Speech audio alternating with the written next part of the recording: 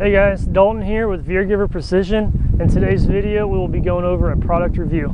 So today's product review is over the Elfman 700 or Elfman Tactical 700 SE drop-in trigger. Just to start real quick before we get into this, I'll let you guys know, since I'm outside it's a little breezy. I apologize for any quick wind bursts we might get. Hopefully it stays calm enough that you won't have too much noise and we can get through this video without any problems. So real quick, we'll go over the features of the trigger, and with that we'll start with what they have on the back for a little bit of information on it.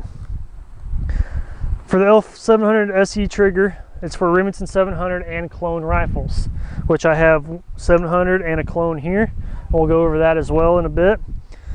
It's a 100% drop safe trigger, zero creep take up, external adjustable trigger from 2 ounces to 64 ounces, optional internal bolt release, a 6:1 ratio roller bearing pivot arm, oversized safety knob, adjustable aluminum trigger shoe, and an ambidextrous safety. So with the trigger adjustment, what they mean by that is, so instead of having to take your rifle out of the stock and adjust the trigger outside of the stock, what you get to do is you get to leave it bolted in. The trigger adjustment is right here in front of the trigger shoe itself. So unload the gun, keep the bolt open. All you need is a little Allen key, and you can just reach right up in here and adjust it little by little until you have it where you like it. A safety knob is a feature I like. Your standard little safety knob, or your safety knobs are kind of small, like the Remington 700 factory one, or the Timney factory trigger, or Timney safety knob. It's a little bit bigger. I really enjoyed that. It lets you really get your thumb on there, nice grippy feel. The adjustable trigger shoe, what they're talking about there is you have a little screw right here that will let you take off the curved trigger and put on a flat trigger if you'd like. It also comes in black and red trigger shoes and safety knobs, so you can get whatever color you want. Now it does come with both the curved and the flat in the package. You don't have to order one shoe separately to get the one you want. They come in together, you put on the one you like, and off you go. So I've really enjoyed this trigger. In the beginning I had a difficulty with it, and I spent a couple days messing with it, trying to figure out if it was me doing something wrong or if it was the trigger.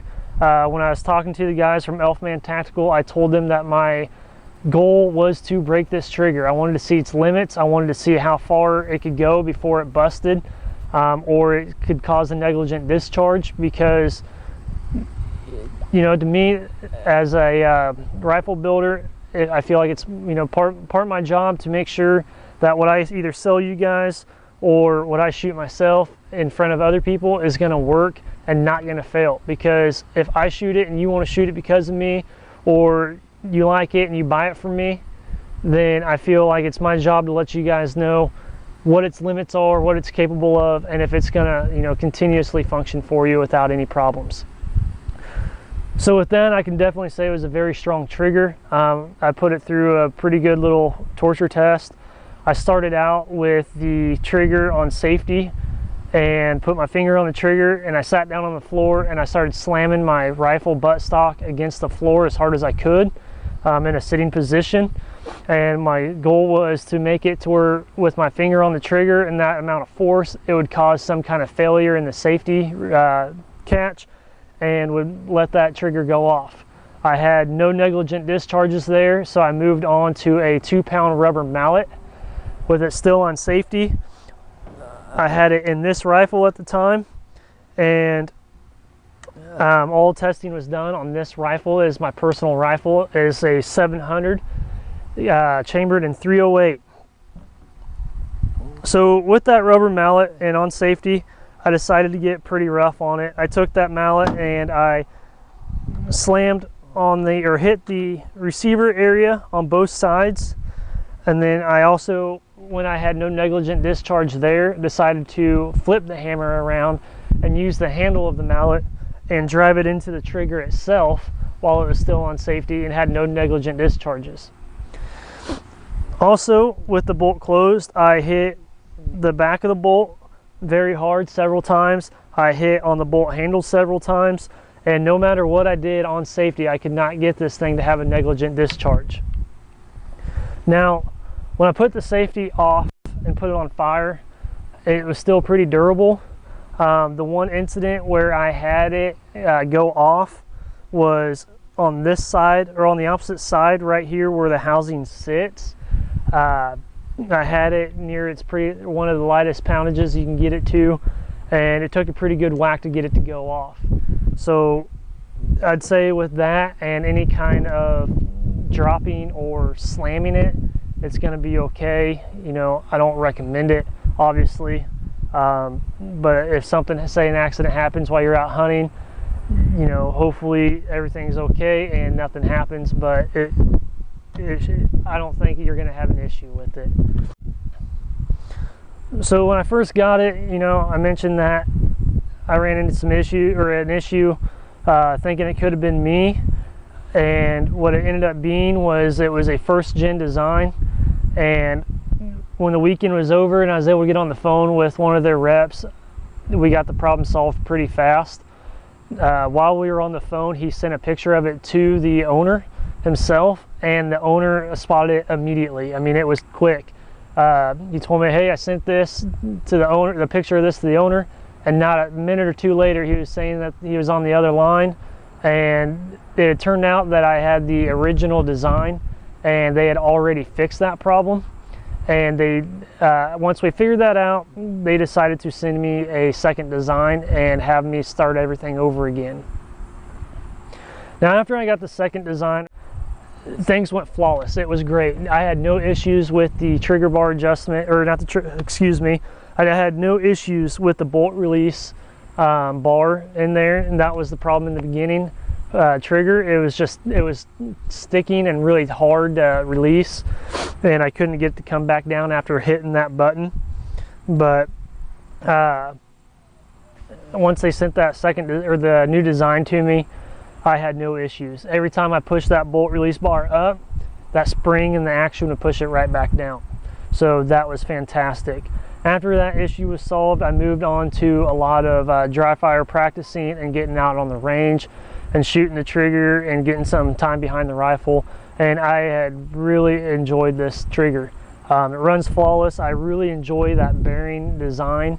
A lot of your other ones don't have that. You got one other company out there that runs off a sear design, and the other ones are just the old style designs. And I think they've been running this in their AR-15s for a long time. They've been running flawless for the AR-15s, and they decided to step up to that. And you know, I'm very happy they did, because I've this trigger. I can't say enough great things about it. The quality of this trigger is just as great as the customer service I've had dealing with these guys. Everyone that's been there has been fantastic with me. You know, answer or give them a call and they are answering right away. The one guy I've been dealing with, no matter what time of the day I call, what questions I have, he's got the answers. So if you decide to get this trigger, I don't think you're going to regret it one bit. It's just absolutely outstanding trigger. Great quality, great functionability, and it is just a tough trigger. Beating on it like I did and nothing is broken, you know, you got to give them their props. So with that being said, I'd like to take the time and throw this out there for them, because it's a very great thing that they did, and I am greatly appreciative of what they have done for me. This rifle you see here is a Bighorn actioned custom action, and I called up Elfman Tactical after working with their trigger for a little bit, told them how much I loved it, how flawless it ran, how much I really enjoyed it, and I asked them if they were interested in providing another trigger for a rifle giveaway. The rifle you see here, in October I will be going to a SWAT team training event, and they will be shooting this rifle throughout the day, and at the end of the day this will get to go home with one individual law enforcement officer as his own personal rifle, not a work rifle, personal rifle. So he's going to have it for hunting or whatever he wants to do with it. So when I asked them if they want to do that, they didn't hesitate, they didn't flinch or nothing. It was just like immediately, absolutely, we'll get this out to you in a couple of days. It was here. So I'm very thankful for you guys for doing that. You guys are outstanding people. And you can guarantee that I'm going to be shooting their triggers for a very long time because they've treated me very well. They are obviously supporting our law enforcement officers, and their friendliness and professionalism is just absolutely as great as their triggers are. I hope you guys enjoyed this review. If you have any questions or anything, you can leave your comment down in the bottom, or you can look me up on Facebook or Instagram at Veergiver Precision and shoot me a message there, and I'd be more than happy to answer you. Thanks for your time and hope you enjoyed.